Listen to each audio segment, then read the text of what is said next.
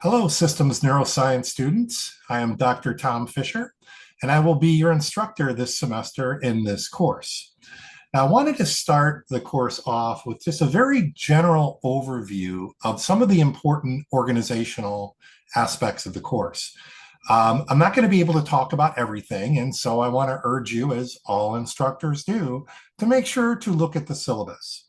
The syllabus contains the rules and procedures of this course in very, very great detail. I'm only going to highlight some of those here. Chances are, if you have a question, the answer is in the syllabus. So please look there first, but also please do not hesitate to reach out to me if the syllabus doesn't answer your questions. The way to think about the syllabus is it's in many ways, it's an agreement between the students and the instructor. These are the rules and procedures that I will hold you to, but they're also the rules that you hold me to as well. So really it's a mutual agreement to how we're going to successfully navigate this course. Now, what I want to do is just provide some highlights of the overall structure of the course. And I want to begin really with my organizational framework of how I think about this course. What I want to do in this semester is to reward the steady work that is assigned to you on a week in and week out basis. Every week is organized with a set of activities that are available to you on Monday, and they will expire Sunday at midnight. These activities come in two forms: lecture videos and written lecture outcomes. I'll talk about each of these in turn. This is where you're going to be spending a lot of work in the course. And with this, I want to make sure you understand that I reward this steady work. This weekly work is worth 47% of your total grade. So if you look at how the grade scale is going to break down, 53% of your grade is based on the 4 exams that you'll take. But again, 47% are based on the lecture outcomes and the lecture videos, the weekly work that runs from Monday through Sunday night. So let me say a little bit more about the videos and the outcomes. First, the lecture videos. Typically, there are going to be 5 of these per week. Each of these is going to run somewhere 20, maybe to 25 minutes. I try to keep them somewhere around 20 minutes each. The total run time is going to be roughly 1.5 hours per week. Now, these videos have embedded questions. So every so often, the video will stop, a question will pop up that you have to answer. Each question is worth 1 point. Each question has only one correct answer. So choose carefully. You can move back before answering. So you can always review what you just heard before answering the question. And I highly recommend this. If you don't immediately know the answer, go back to where it was discussed and make sure you understand the answer before you enter it. Make sure to get those points. One thing you can never do is skip forward in the videos. You're going to have to listen to me throughout. I'm sorry. So one other thing about the lecture videos and the questions that are embedded in the lecture videos is that you only have one opportunity to answer each question. And I know this makes some students a little bit upset. So I want to give you the reasons why you only have one chance. And whenever I think about how I'm going to do something in a course, I usually do things based on what is best for your learning. And having only one opportunity to answer each question is actually best for your learning. So the alternative strategy that students would like is multiple guessing. I'll take a shot at this one. If it's wrong, I've eliminated one of the possibilities. I'll just keep going. Multiple guessing is not learning, it's just guessing. So we want to avoid that. Now, if you think before answering the question, this obviously does aid learning. If you go back and review the material before answering the question, this does aid learning. If you use one of the textbook resources that I'll point out during the class before answering the question, that will aid learning. So thinking about the answer before answering it is best for understanding the material. Now, there may come a case where you get a question wrong. Your first impulse should not be to reach out with an angry email to me. Instead, think about why you got that answer wrong. Learning from your mistakes is a very powerful way to learn. Now, there is an outside possibility, anything can potentially happen that maybe I was wrong. That happens. If you really do believe that you're right and I'm wrong, feel free to write me that email. But when you write that email, make sure to justify why you think I'm wrong. Don't just say, I think you're wrong, Dr. Fisher. Those get deleted pretty quickly. But if you say, this is why I think the other answer is correct. And typically, when you do that, you understand why you're probably the one who's wrong. But just in case, if I'm wrong, let me know. So, talking about these questions, let's take an opportunity to earn your first course point. Here is your first lecture video question. Now, they won't all be that easy. Some of them will be easier than others. Some of them will be hard. So it's going to be a variety of questions that you'll see throughout the course. Now, the other weekly assignment are the lecture outcomes. Now, generally what lecture outcomes are, these are statements of what a student is expected to know, learn, or be able to do as a result of a course. Now, I write these lecture outcomes before I put together the videos. The videos are based on the lecture outcomes. The exams are based on the lecture outcomes. So this is the material in the course that I want you to learn. As you will see as you go through and you look at the outcomes and look at the videos, the outcomes and where the outcomes are covered are very clearly indicated in the videos, and you'll be able to see that very clearly. Now, what I want to urge you to do here is to take your time and put in some effort into creating these outcomes. One, since the exams are based on the outcomes, these will be your best resource for exams. When you come see an exam question, you can think, okay, what outcome does that cover? You can look for that particular outcome. Then you can look to see what you wrote about that outcome as you were listening to the video. Now, what works, and what I really, really urge you to do is what is shown on this example on the right-hand side. This is from a former student who let me share this, and I think it's a really excellent example. The outcome is clearly numbered and stated. That's the exact outcome you're supposed to answer. The student answered the outcome in their own words, and it's very clear, easy to read. And the student also included images. These happen to be screenshots from my lecture videos, which you are more than welcome to do. I highly recommend it. Or you can use any images that you might find on your own. But there's that old axiom, right, that a picture is worth 1,000 words. And it really, really can be on an exam.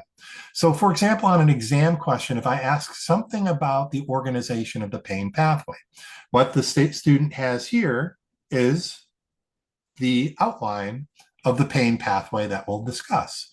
Chances are the answer is somewhere in that image.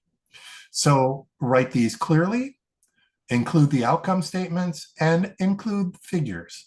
These will end up being great resources. And they're not only great resources for the exam, but I want them to also be something you can keep and take forward as a resource for the future, for other classes, or as I've been told by other students that have taken this course, for MCAT prep. I've had many students reach out to me, a year or two after the course and say, you know what, I found those outcomes really, really useful when I prepared for the MCAT.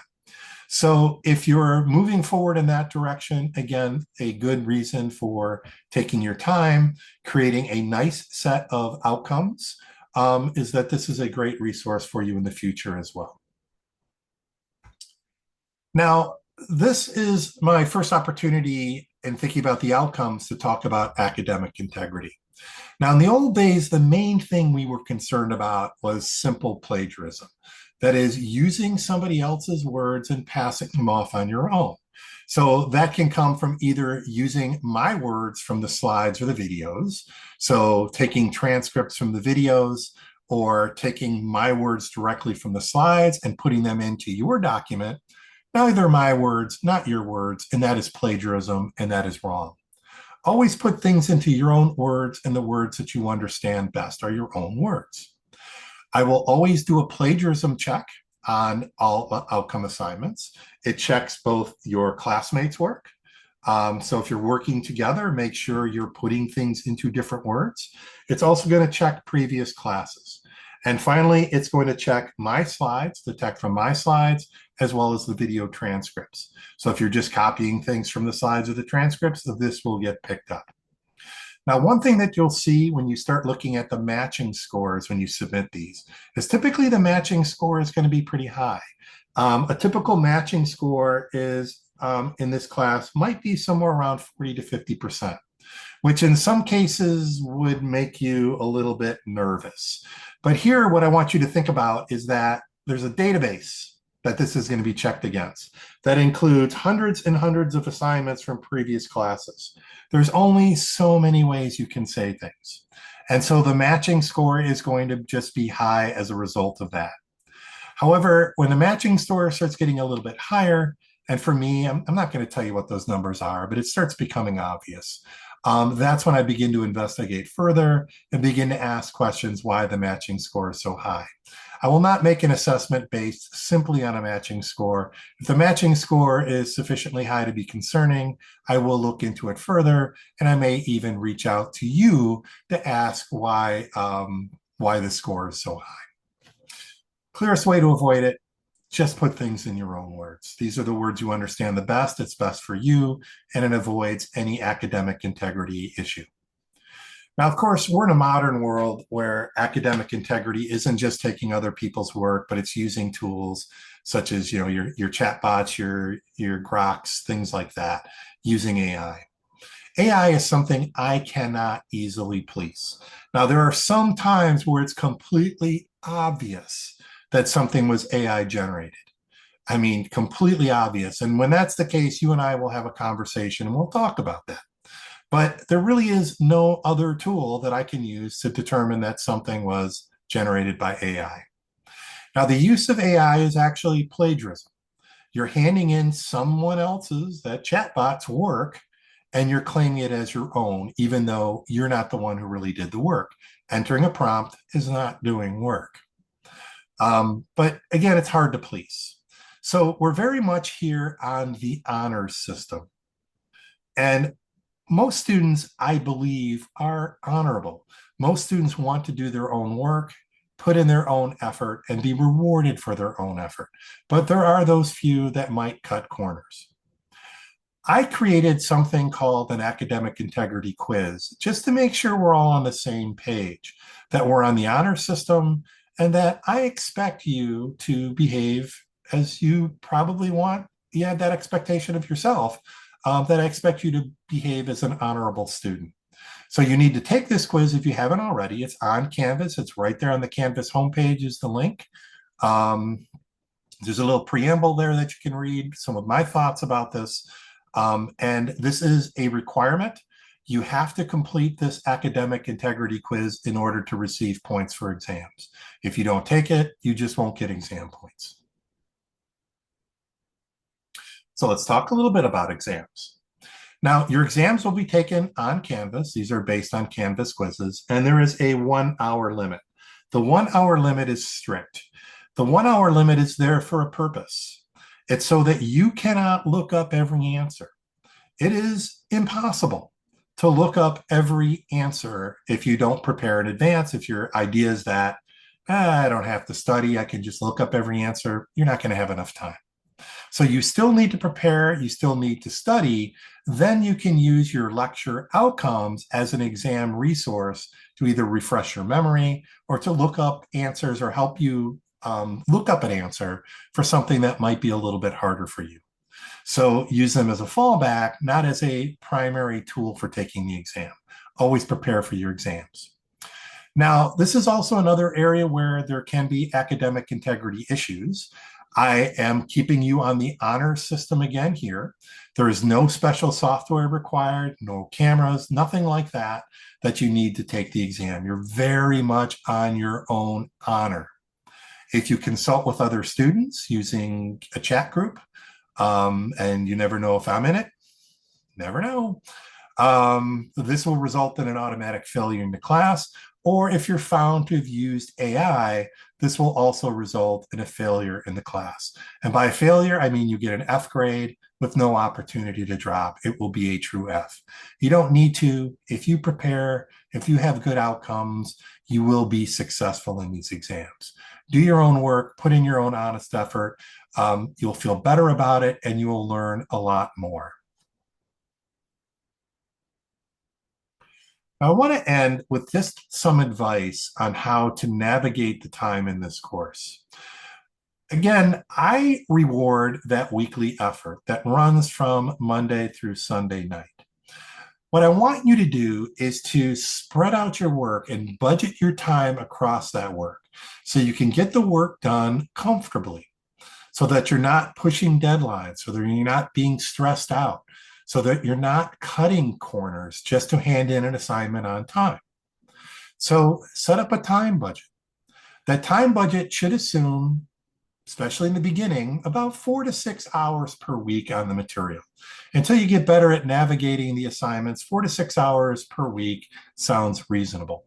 And if you don't think it sounds reasonable, I just want to remind you of what's in the undergraduate bulletin. In the undergraduate bulletin, it does talk about time commitments based on the number of credits. So for every credit hour, that 1 hour of credit, 1 hour classroom instruction, specifies a minimum of 2 hours out of class student work. Now, this being a 3 credit class, 3 times 2 by my math is around 6 hours. And that gives you this upper number here of 6 hours. And you don't even have this 1 hour of classroom work. So think about 6 hours of work. And the other thing I want you to really urge you to do is schedule your time. Time management is key. The best way to manage your time is to be explicit in how you spend your time. So schedule your time for doing the work in this class, but also schedule your time for doing your work in all of your classes. Know what you're going to do and when. This will make you a happier, more successful student, and it will avoid having to look all stressed out like this poor girl here. Don't push deadlines. Where people start to stress out and cut corners is when they're pushing their work to Sunday night. To me, it's crazy to see the number of students by the middle of the class that are handing in their assignments late Sunday night. I can't imagine for the life of me wanting to work late Sunday nights. I want to think about my schoolwork more as a Monday through Friday job. So I will schedule my time Monday through Friday. I know what I'm going to do and when. My suggestion to you, set up time Monday and Wednesday to complete your videos and your lecture outcomes. And if you can have them completed by our Wednesday 1 p.m. open session, that provides an opportunity for knowing whether or not you have questions on the material. Many times students will come to these Wednesday sessions and say, I really don't have any questions because I haven't done the work yet, which is fine. You have until Sunday. I don't expect students have done the work before coming to these sessions, but it's best that you do, because if you have questions on that material, now you have that opportunity to ask them. And I really, really do urge you to ask those questions. So schedule your time, set aside regular time to do the assignments, try to do them as early in the week as possible. Now, I know life sometimes intervenes and something comes up and you can't get the work done on time. So I want to talk about how we handle late work in this class. All students have what I call a flex pass. A flex pass is a no questions asked extension, one-time extension of all of your assignments for that week. This is 48 hours and that's it. 48-hour extension, no questions asked. You do not have to tell me you're using it, other than when you put through the assignment. When you upload your assignment to Canvas, you'll just add a note or a comment saying, I'm using my FlexPass. That's all I need to know. So this is a one-time 48-hour extension of all of your work. Now, if you've used up your FlexPass and you still hand in a late assignment, this is where things change a bit. One, you can only do lecture outcomes late. You cannot do lecture videos. So once you use up your FlexPass, you cannot get points for doing lecture videos late. You can still do the videos, you just won't get points for them. Also, if you used up your FlexPass, the maximum that your assignment will be worth is 5 points. So it's reduced by half. It's still a 48-hour extension, but you're only going to get 5 points for it, better than no points, and you're not going to get any of the lecture video points as well. So again, don't push the deadlines. Don't even get into this position. Schedule your time, get your work done early in the week. Now, just to conclude, I want to say a little bit about our Wednesday open sessions. The Wednesday open sessions are 1 to 2 p.m. each week on Canvas. There is a Zoom link on our Canvas homepage where you can enter these sessions. These are optional, they're not required, which is why most students don't show up, and I feel bad for you because I think they are useful to show up. Besides answering questions that you might have on material that you covered, I'm always going to provide a short lecture on related material. Now, that lecture is not required. It will not show up on an exam, but it relates to the exam. It helps illustrate how the exam material can translate into some new, exciting work that is, I try to get really sort of that hot off the presses kind of work to talk about, but I also try to emphasize things that are more clinical in nature. Just the way this course is structured, we don't get an opportunity to do a lot of clinically related discussions. And I want to use these Wednesday sessions to emphasize the clinical issues a little bit more. Now, I will tell you what I'm going to talk about. I'm going to try to tell you what I'm going to talk about each Wednesday earlier in the week, once I know. And so you'll have an idea of the topic. Also want to say that these sessions will not be recorded. So the only way you're going to be able to hear that material and participate in these discussions is to actually attend. And I hope that I do see you there. It's a great way for us to interact personally as a class, and I think you'll learn some fun and exciting stuff. So finally, just to conclude, if there anything that comes up in this class, any questions that you might have at all, please do not hesitate to reach out. Email is always a great place to contact me. I'm very responsive to my email. I'm not one of those that'll let an email sit for a week. Tend to try to answer them right away. Might be a couple hours. I'm not on my computer, but I will answer them as quickly as possible. The weekly sessions are a great place for us to communicate more as a group. But if you want to set aside a time to meet personally and individually, we can set up a Zoom appointment. All you need to do is reach out again by email, saying, I'd like to set up an appointment. We will find a mutually agreeable time where you and I can discuss whatever it is you want to discuss. And I just, again, really, really want to emphasize, I'm very, very, very happy to do this. So don't feel like it's burdensome to me or anything like that. Always feel free to set up an appointment. If you have any issues, any problems, please do not let them linger. It's always best to deal with things when they occur. The longer things linger, the bigger the problem becomes, and sometimes then the problem doesn't become solvable. So always feel free to reach out. And with that, I'm going to say goodbye for now. You will be hearing a lot of me across the semester, and hopefully I'll see you on Wednesdays as well. Good luck, and I'm looking forward to working with you.